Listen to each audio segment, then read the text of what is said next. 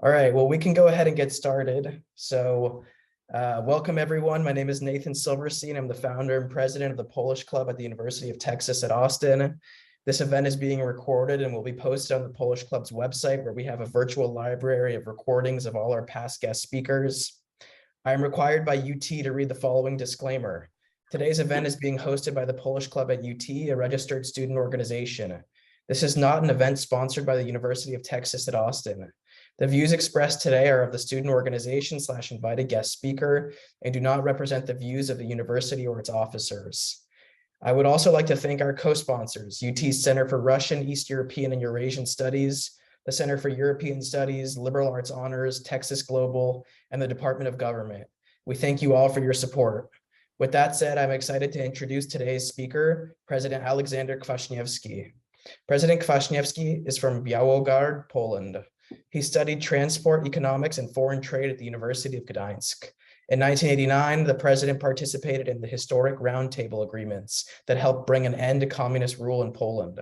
In 1990, President Kwaśniewski helped found the Social Democratic Party and served as its first chairman until he was elected president. He was also one of the founding members of the Democratic Left Alliance in 1991. In 1995, President Kwaśniewski was elected president of Poland. President Kwaśniewski's greatest achievements from his first term were the creation of a new Polish constitution in 1997, which did away with the modified Stalinist constitution the country had been operating under, signing a treaty of friendship with Lithuania in 1997, and helping Poland become a member of NATO in 1999. In 2000, President Kwaśniewski was re-elected president in a decisive first-round victory, becoming the first president of Poland to serve 2 terms. President Kwaśniewski's greatest achievements during his second term were helping Poland become a member of the European Union in 2004 and mediating the Orange Revolution, which was a series of protests in Ukraine from 2004 to 2005 over corruption and election fraud. The president was one of the people most responsible for the peaceful resolution to the revolution. Throughout his presidency, President Kwaśniewski enjoyed widespread support, with his approval rating having reached as high as 80%. In 2006, President Kwaśniewski became a distinguished scholar in the practice of global leadership at Georgetown University. In 2008, the president became the chairman of the European Council on Tolerance and Reconciliation. Today, President Kwaśniewski will be delivering a speech entitled Russia's War on Ukraine. The president will speak for around 45 minutes. He will then take Q&A for around 15 minutes. All registrants had the ability to submit their questions for President Kwaśniewski on the registration page. I have selected the 5 or so most interesting questions and will be asking them anonymously. It is my great honor to now welcome a great Polish leader, President Aleksander Kwaśniewski. Thank you very much for this very kind introduction, and I welcome all of you, and I'm very thankful for the invitation by Polish Club at University of Texas at Austin. I hope I will try to make my introduction a little bit shorter to give you more space for questions and answers, because I think that is a better form of conversation even through Zoom. Well, we have a very dramatic time in the history of the world. Frankly speaking, very few expected that Russia will decide to attack Ukraine with full scale, with such tough methods, including attack against civil places and civilians, etc. But to understand the war, to understand the conflict, is necessary to make some historical remarks. And please allow me to start with historical background of this conflict between Russia and at Ukraine. And it's necessary to say, because that is absolutely sure that is Russian aggression against Ukraine. That is absolutely unprovoked war. Because when I will speak about historical elements, probably you can have such thinking or such imagination that maybe the Ukraine is also to some extent guilty in this story. So my first point, very strong point, is no. This war is Russian aggression against Ukraine, and absolutely unprovoked and unacceptable. But speaking about historical background, it's necessary to say, because you are very far away from, you are Polish club, so that you are not far away, because you have Polish roots and you understand much more history as normal Americans, or typical Americans, better to say. But this history between Russia and Ukraine is quite complicated. Because if you want to see the beginning of Russian state, it's necessary to go to Kiev. And Kiev is a place which is a cradle of Russian statehood, of Russian history, so-called Ruś Kijowska, Kiev's Rus. And that's one of the reasons why for Russians, the Kiev still is much more connected for them with Russian history as with Ukrainian history. And then, of course, for many, many years, because this Kiev's Rus, that is the history of 11th, 12th century, so 1,000 years ago, more or less. And then we have a great Russian Empire. And in this great Russian Empire, Ukraine was very important part of this empire, in different ideological forms of the Russian Empire, because we had the Tsarist Empire, we have Soviet Union, etc. But in each form of Russian Empire, Ukraine was extremely important part of this great Russia, of this empire of Russia. And of course, that is why Russians, they don't understand all these problems of Ukrainian independence, because these ideas of independent Ukraine, they were cancelled by Russians in the last 500 against Cossacks, many wars against the Ukrainian independent movement. It was absolutely idea to keep this imperialistic Russia together, and for this imperialistic vision of Russia, Ukraine was absolutely necessary element. The last such attempt to be independent, it was the beginning of 20th century after First World War, when Simon Petlura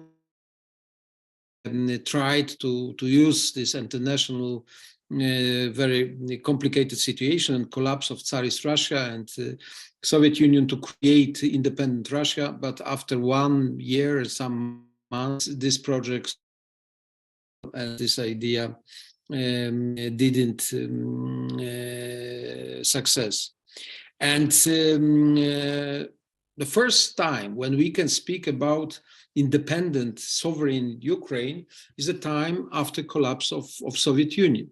But what is interesting, that before the collapse of Soviet Union, Ukraine, because the end of Soviet Union is end of 91, but some months before, Ukraine organized referendum about own Ukrainian sovereignty, independence. And in this referendum, against the expectations, especially expectations of Moscow, the participation extremely high. It was something around 90% who voted. And the result was absolutely unexpected as well, because almost 90% of Ukrainians said in this absolutely free referendum that they want to be independent. And the date of independence, the decision of independence of Ukraine is coming even before end of Gorbachev and end of Soviet Union. And that is very important, because it means that this wish, this idea of liberty, of sovereignty, of independence was for centuries very strong among Ukrainians. It was limited very much. It was devastated by Russians, also by Poles.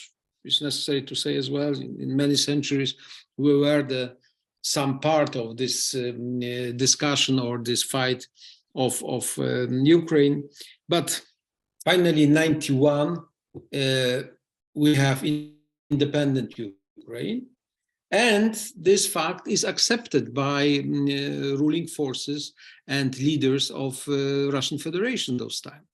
Before Putin, Yeltsin was a leader of Russia, and I want to end this historical remarks to remind that in the year 94, when Ukraine decided to resign of nuclear weapon in Budapest, it was very important meeting of the permanent members of Security Council of United Nations.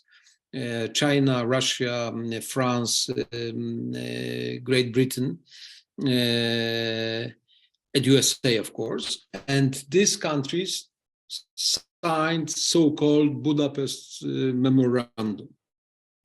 What was the main idea of this memorandum was that Ukraine, these countries, including Russia, accept independence of Ukraine, and they are offering full guarantees for territorial integrity of Ukraine and security of this country, especially because Ukraine decided to resign of this quite big amount of nuclear weapon, which was on the Ukrainian soil. So it means that until 2015, it was also in the Russian Federation full understanding and acceptance for independence and sovereignty of Ukraine in the borders which were accepted in at least in Budapest, 94. It means together with Crimea, together with Lugansk and Donetsk. And that is what we had before Putin. Now we have a Putin. And Putin was elected as a president 2000. You have to know that 2000 I was elected also for second term, what not reminded. And I had many opportunities to meet Putin in the period 2000-2005. And I tell you, I remember such long conversation in Kremlin, in private apartments of Putin. It was 2002, when he told me, and he was still very young president because he was only second year in the office, and he told me that he has two main goals. And the first goal is to rebuild the position of Russia on the international stage, political, diplomatic stage. And really, it happened. And second, it was to rebuild or to reconstruct Great Russia. And it was very, very dangerous idea. Why? Because to rebuild Great Russia means to have Ukraine under control, to have a Ukraine and Belarus and also some part of others, but today we speak about Ukraine. The idea is to have the Ukraine at least in the zone of Russian influence and probably under full control. And of course, the explanation of Putin when we discussed this issue 2002 was exactly the same what he repeated many times after that. And even in his famous essay 2021, when he said two main explanations why Ukraine should be part of Great Russia, it means under Russian control. First, because Ukrainians are not the nation. They have no own culture, etc. And secondly, that Ukraine is not a state. They have no tradition of the state, etc., etc. And I think these two elements are the main driving arguments for Putin to do all these stupid things. But also these two ideas that Ukraine is not a state and Ukrainians are not the nation is a source of the main Putin's mistakes, failures.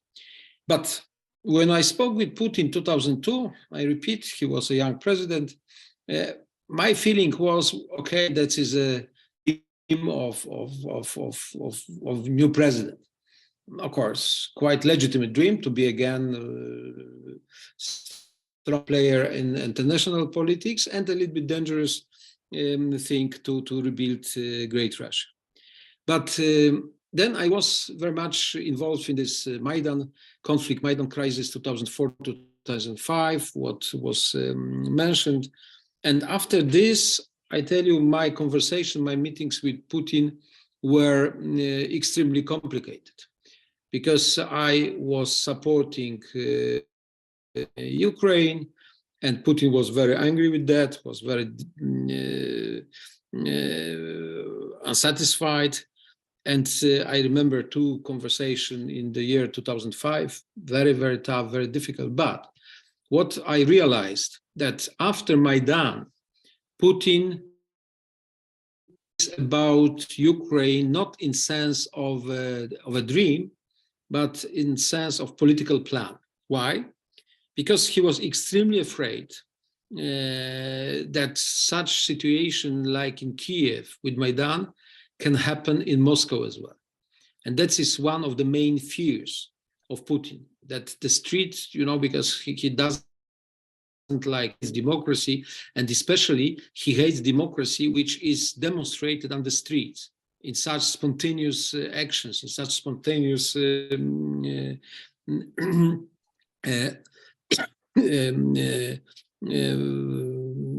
actual demonstration, etc. So since 2004-5, I think, to take Ukraine under own Russian control was his plan. And since 2014, when he used this crisis with Yanukovych and this dignity Maidan to for annexation of Crimea and to support separatists in Donetsk and Lugansk. So in my opinion, since 2014, Ukraine in Putin's thinking, Putin's political plans is obsession. And this is a problem, because if you are obsessed, you have a problem to understand the reality, to understand the arguments. And I think that is what we can see now with Putin and Ukraine. And now we have a war. Since 24th of February 22, we have a war, and it's necessary to say that only one country which expected this war, of course, I don't speak about Russia, was United States. Were United States, because from Washington we had a lot of information that the Russians are going to prepare this war, to do this war, etc., etc. And I have to say that all informations of American intelligence and American administration were correct. But I tell you, we in Europe, and even myself, I know Putin, I know Ukraine quite well. I thought still that he will not cross this red line. Why? Because I thought that Putin, formed by KGB, the man who is 22 years in the office, is a very experienced person. He will understand that this war is a mistake, because he can achieve the same results, for example, to control Ukraine, not using such tough methods as a full. Unfortunately, I was mistaken. Many people in the world were mistaken, because Putin lost his pragmatism. He's much more obsessed out of the reality as a pragmatic politician as he was before. Putin thought that this war against, because of his understanding of Ukraine, wrong understanding, it will be blitzkrieg. It will be war for 7 days. He thought that the Russian troops will be in Kiev after 3-4 days. He will eliminate or kill Zelensky, and he will nominate some who, among pro-Russian Ukrainian politicians, to be new leader of this country. And then, of course, with support of Russian forces, armies, police, etc., they will try to control this country for forever. But it didn't happen. Why? Because this idea to make such blitzkrieg was wrong, was absolutely out of the reality from the very beginning. Ukrainians are the nation. Ukraine is a state. Even during the wartime, this state works. State is quite well organized. Putin underestimates the army, Ukrainian army, because the morale of the army is very high. They are quite experienced. They have experiences of 8 years of such fights with Russians after annexation of Crimea, etc. They have a good and very patriotic officers and generals, a new generation of these generals, who understand very well new methods of the war, new weapons, etc.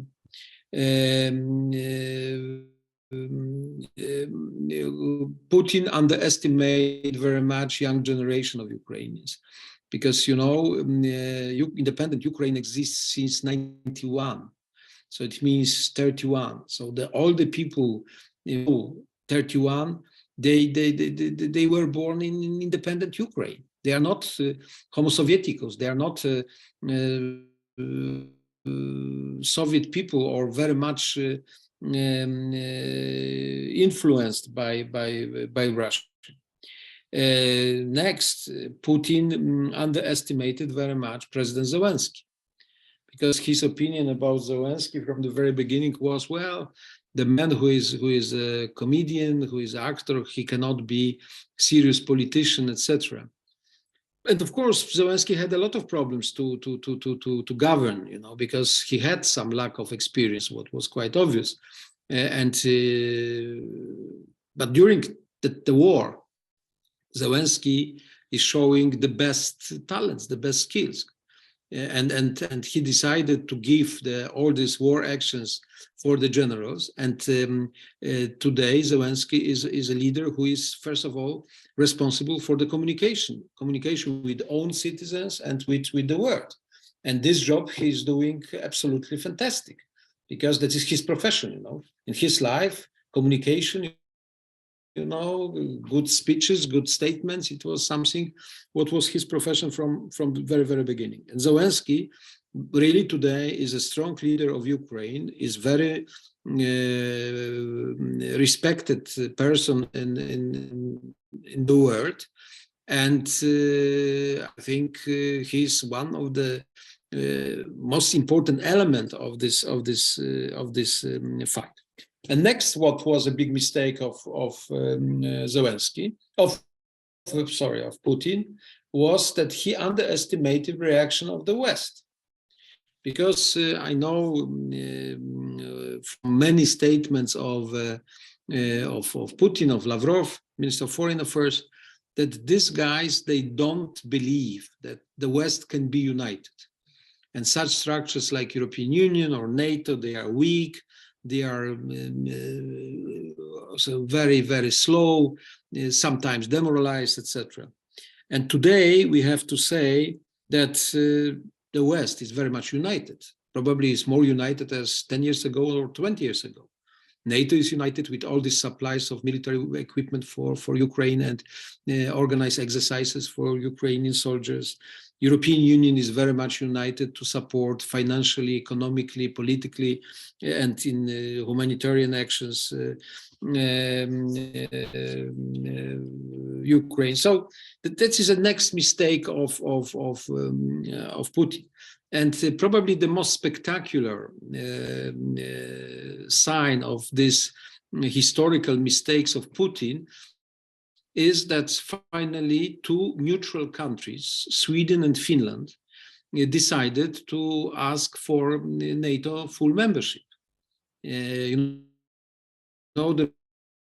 Which was an explanation of this action against Ukraine from Moscow, was that Moscow cannot accept that the NATO countries are coming closer and closer to Russia. And therefore, Russia wants to react on this idea of Ukraine to be a member of NATO. But today, we have neighbors of Russia asking for NATO membership, Finland and Sweden. That's a historical thing, and that is that, in my opinion, it shows the scale of defeat of Putin in his strategic thinking, in his understanding of the world. So we have now more than 240 days of the war, and of course the main question, which is very natural, very obvious, is what next? What is the future of this conflict? And I want to say so. This war is long-lasting war, so we should be prepared for a long time of such attacks, counterattacks, etc. I don't see the space today for some ceasefire or peace negotiations. Why? Because Russia is not ready to accept that they should go back to the borders at least before 24th of February, and maybe for this guaranteed borders of Ukraine since 91. And Ukrainians, they are not ready to make some compromises. They are not ready to resign of own territory.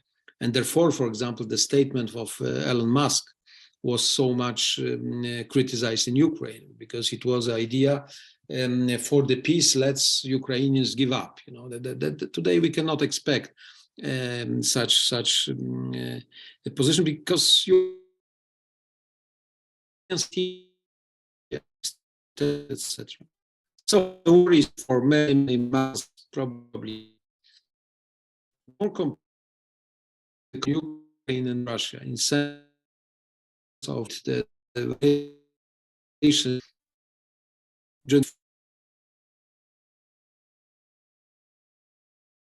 For that is such a wall, or such let's say hatred which will for generations, and that's the problem. And finally, saying what I said, you know, that's war is for months and years, conflict is for generations. What is the future of all of us? And I think it's very dramatic, it's very complicated. Why? Because first of all, for Russia, of course, this war will be more and more costly and dramatic, because of the sanctions, because of limits in military equipment, demoralization of the army, lack of understanding why they should go fight with Ukrainians. So I think for Russia, and especially for Putin, that is a very bad scenario, and I think that Putin will collapse, or something will happen with Putin in coming months. For the world, this situation is also not good, because especially for Europe, because we have energy crisis, we have high inflation because of highest prices of the energy. Probably we will have a quite deep recession in coming months, and of course the standard of living, standard of everything will decrease, and that is not nice, especially in many countries which they have elections in front of them, and I think that is a time again for the populists, for such people with simple ideas, etc., etc.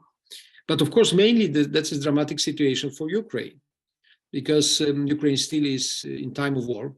They have rocket attacks against civilians, against the cities.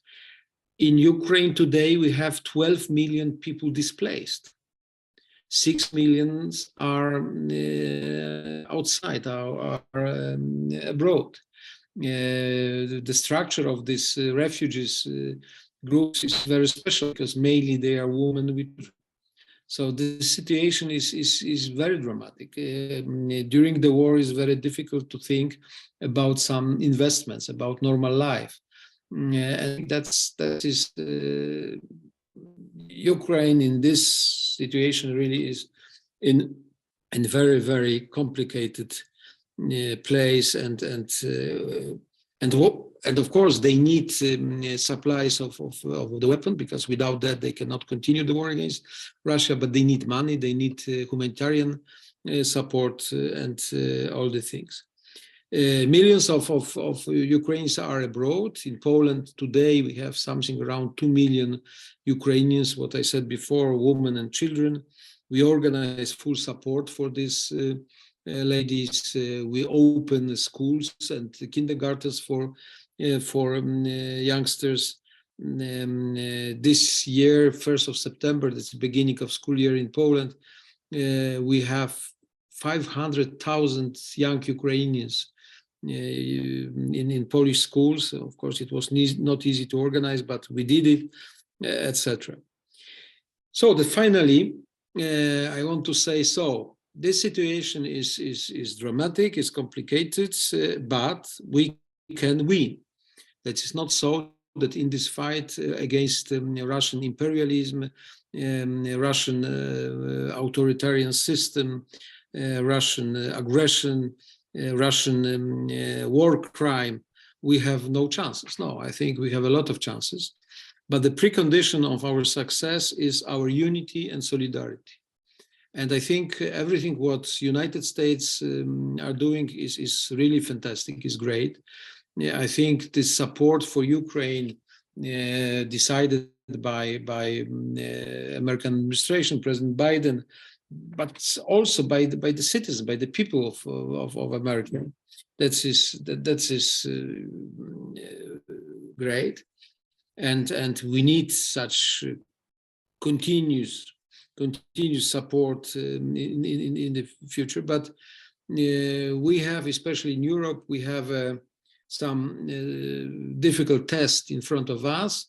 That is the winter, because I understand this winter can be quite cold, quite unpleasant because of the problems with energy prices, with deliveries of energy, etc.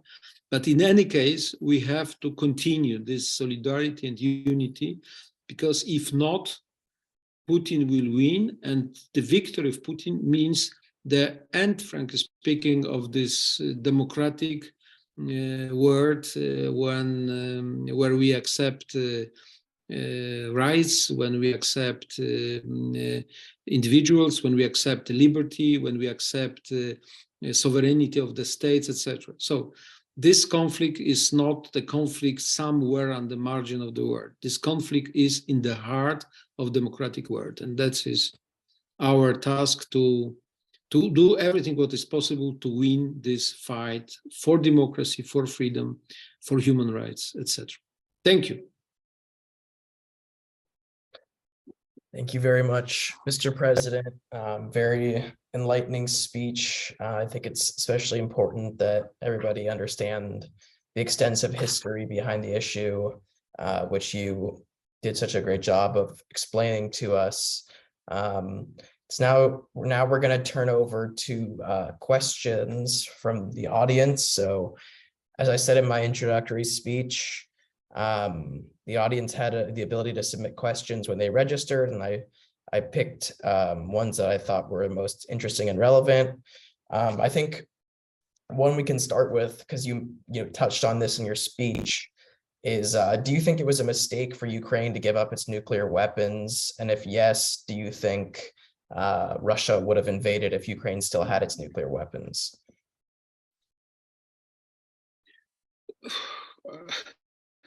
I tell you, it's a very important question and very difficult answer, because, of course, in my opinion, if Ukraine would have a steel nuclear weapon, such aggression would be not possible.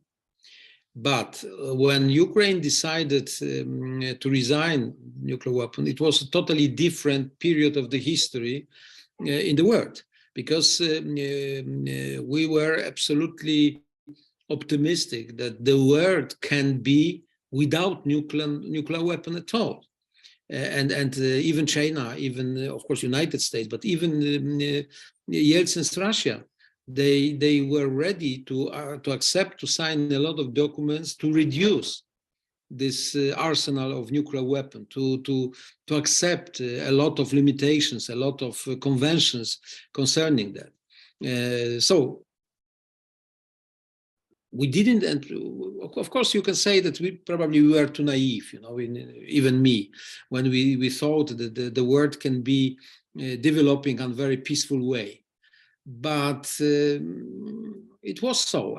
Unfortunately, the world now is much worse as it was on the end of 20th century. But the simple answer to you, if Ukraine would be stronger having nuclear weapon or not, the answer is, of course, yes. They would be much stronger having this nuclear weapon. While we're on the topic of nuclear weapons, I wanted to ask what you think about the idea of Poland hosting US nuclear weapons on its territory.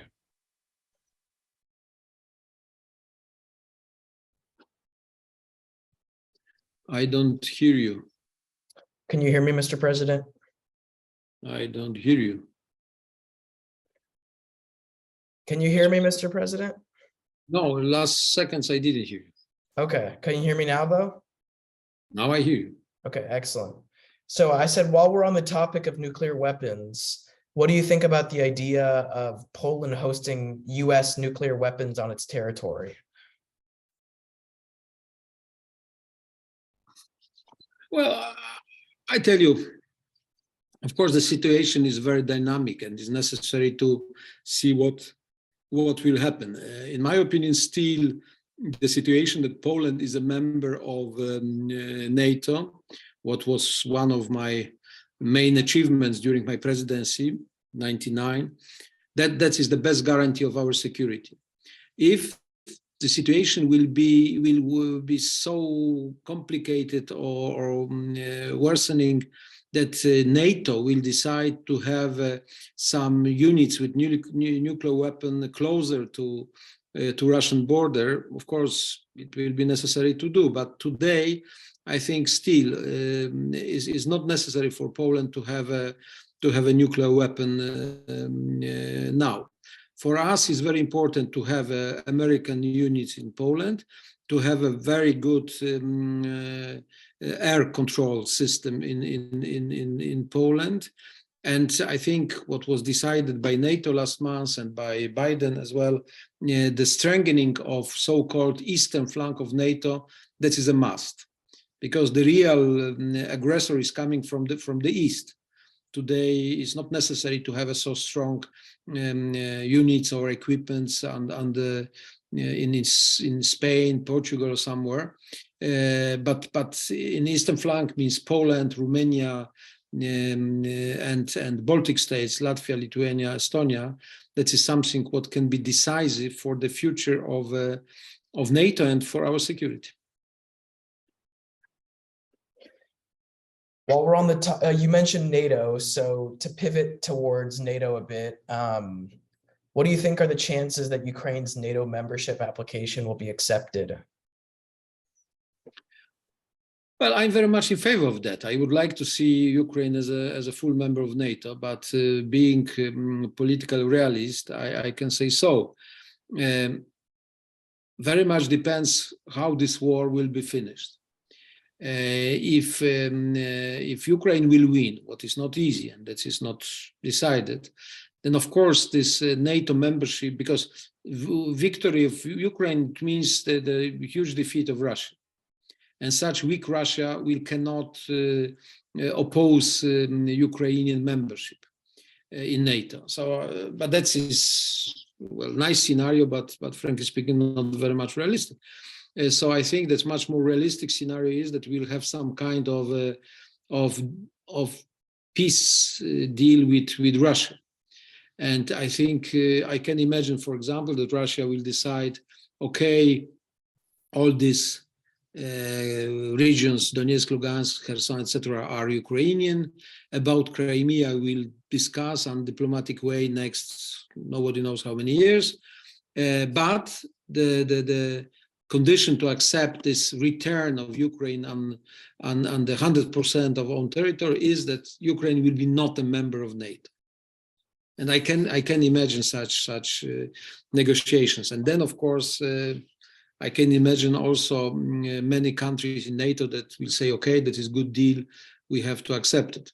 But in any case, will be necessary to propose some real guarantees of the security for Ukraine, and that is complicated because Ukraine had such guarantees. I mentioned the Budapest Memorandum, 94. And even having such guarantees, the war started. So if you ask me if I can imagine, yeah, I can imagine Ukraine NATO. Whether I like it, yes, I like it very much. But realistically speaking, I can imagine also that after such, let's say, political victory of Ukraine, we'll have some kind of peace deal, which will give Ukraine some kind of guarantees, but not necessarily membership of NATO. If, to continue on the topic of NATO just a little bit and get a little more into the details of if they were accepted, would that trigger Article 5, or do you think it wouldn't, because the war has already taken place and it started before Ukraine would have become a member?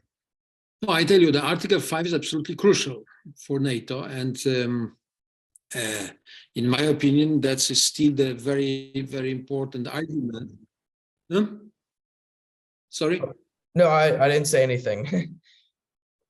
No, because Article 5 for NATO members is absolutely crucial one. And if, for example, Putin will decide to attack Poland or Baltic states, I'm sure that NATO will respond. Of course, it means Third World War. It means a very dramatic situation, but what is also important to know, Putin and Russian army, especially after everything what we have seen in Ukraine, they have no chances to win against NATO. That is necessary, and I think Putin knows it very, very well. He has no chances to win against NATO. So I think the Article 5 is absolutely, that is in the center of everything. With Article 5, NATO would be a very weak structure, and with Article 5, NATO is absolutely strong structure with a lot of possibilities and instruments. Transferring over to the topic of peace, do you think President Zelensky should have been awarded the Nobel Peace Prize, given that he is fighting for world peace and freedom? Why or why not? Not this year, I tell you, because I think it was a problem for Nobel Prize Committee to give a prize for a man who is a leader of the war today. Yeah, of course, not his war. It was the Russian aggression against Ukraine. But I think if Zelensky will find some positive solutions, firstly militarily, and he will have a success against Russia, and then he will accept some kind of agreement, then of course he will deserve for Nobel Prize fully, and I have no doubts that is possible scenario that he will have this Nobel Prize. But this year it would be a mistake. In my opinion, decision of Nobel Prize Committee was absolutely correct, because this year they decided to support non-governmental organizations in 3 countries fighting against authoritarian regimes and in fact against Russia, in Belarus, in Memorial in Russia, and this group in Ukraine. So in my opinion, it was absolutely right decision, and it is my wish and my dream that next year, after successes on the military field and after success of some negotiations, Zelensky will be the next Nobel Prize winner for peace, really for peace. Let's see here. If you mentioned that President Zelensky may be awarded the Nobel Peace Prize in the future if Ukraine prevails in the war. So continuing down that, hypothetical situation, if Russia loses the war, do you think Russia will break up into smaller countries given the large number of different ethnic groups within Russia?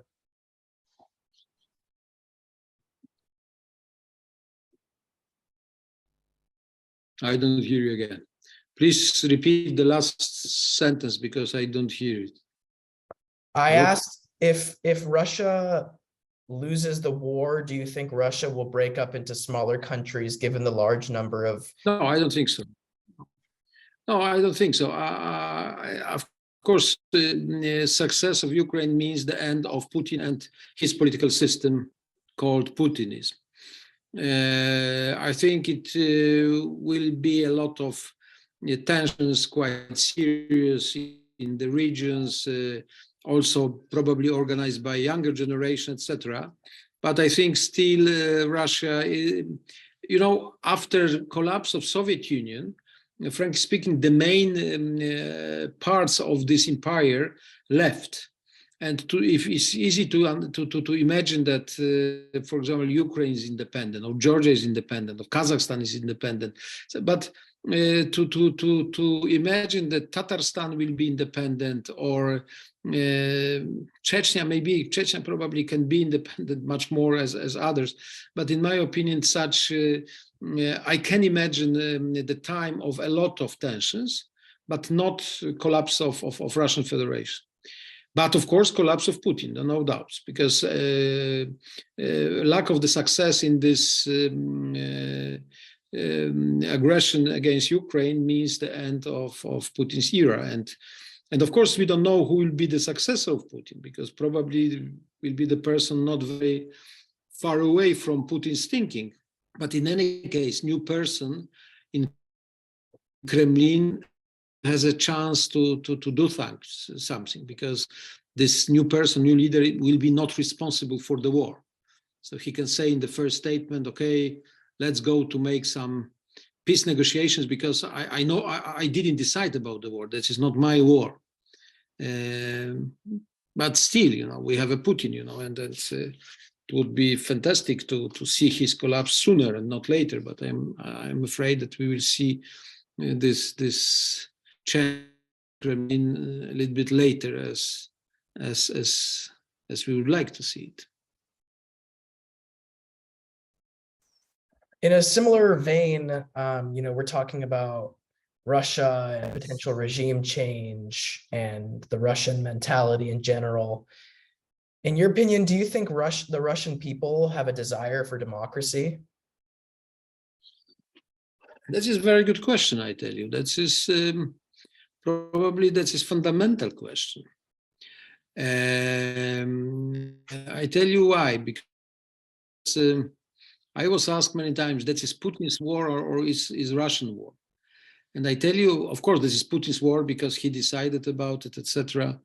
But that is very much Russian war as well, because Putin has not such support as public opinion polls are showing, 80%, something like that. It's not true. But he has a support of majority of Russians. And I think this imperialistic thinking, this imperialistic DNA is very much in blood of many, many Russians. And ready to emphasize a lot for this idea of great Russia, of greatness, of empire, etc., etc. That is a real problem. I tell you, such war as Putin organized in Ukraine is not new one or not very unique, because that is a fight to enlarge the zone of influence, to keep this country in own zone of influence. Frankly speaking, the Vietnam War of United States were also very, very similar war.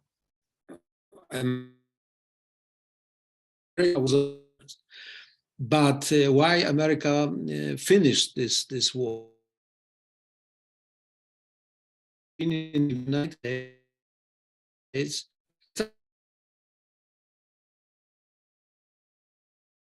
was huge. People, the articles of the journalists speaking the crime in Vietnam, movies, etc.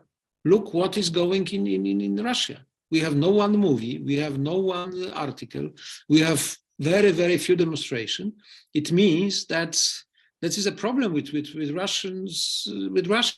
And your question, if Russia can be one day democratic country, well, by nature, I'm optimistic and I would like to see Russia as a democratic country, but I think today it is a very few arguments to see in visible time Russia and Russians as a democratic society and a democratic country. Unfortunately, I'm not happy with that, but I think it's necessary to see that they are the long way in front of them if they will decide to go this way, because that is absolutely not decided.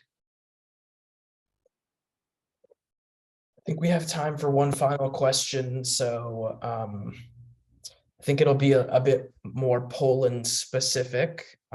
Is Poland expecting another wave of Ukrainian refugees this winter? And if yes, roughly how many? And can Poland sustain such an influx? No, we will sustain, no doubts. We are prepared for that. We have now a lot of experiences. And the most important is what is great and unbelievable. The mood, the sympathy to Ukrainians is really fantastic.